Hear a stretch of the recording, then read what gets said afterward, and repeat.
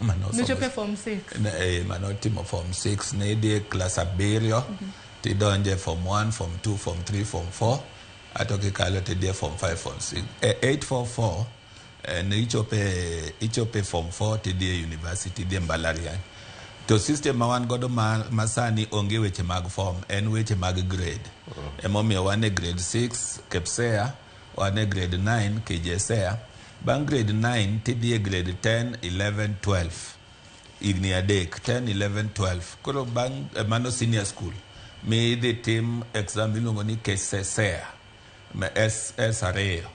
Mondo materi koro kitieko to inyalo dhi e mbalariany kaluwore gi tiegruok ma in godo, kata inyalo dhi pathways, iluongo ni pathways mopogore. Inyalo dhi talent moro tidhi timo, inyalo dhi kata college moro tidhi timo gima ilony godo.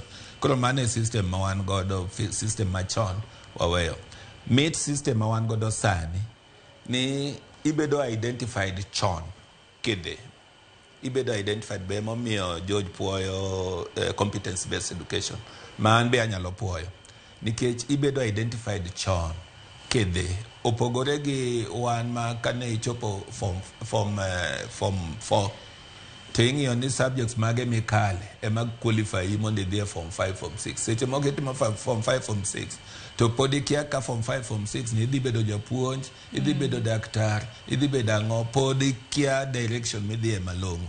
En somo to gikalo penj. Sani wan gi system ma kisebedo identified chon tidhi adhiya gi pathway ni kata ka dipo ni okikalo maber to pathway ni nyalo teri kata e vocational training colleges, onyalo teri kamoro ma inyalo lonye gimitimo. Emomiyo be sani sirikal dwaro ni almost constituency ka constituency nigi vocational training center moro kata gimiluongo ni technical training institute ma ng'ato dhi to medore mondo ng'ato ka ng'ato lony ma en godo onyalo develop mondo bed ng'ama nyalo konyore e ngimane, to be onyalo konyo dongruok mar piny. Koro aparo ni mago gik ma jonyuol onego ng'e. Kendo sani aparo ni forums oseket mang'eny e skundegi.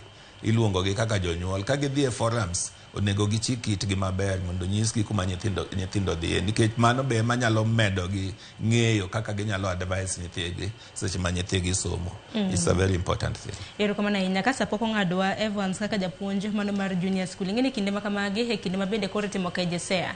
Mago nyithindo mantiere grade 9 timo penj, gibiro bedo ka gi transition. Higa manyien gidonje senior school, mano grade 10. Tun kaka jopuonj no konyo jonyuol bende yiero pathways ne nyithigi. To kalosa nageno mabende ing'eni nitie jonyuol moko ma samoro en koro en japuonj mana konye. En kata mana kipenje ni to weche mag pathways gi kiwinjo STEM gi ne gin ang'o, ing'eni ok donjne e yo makende.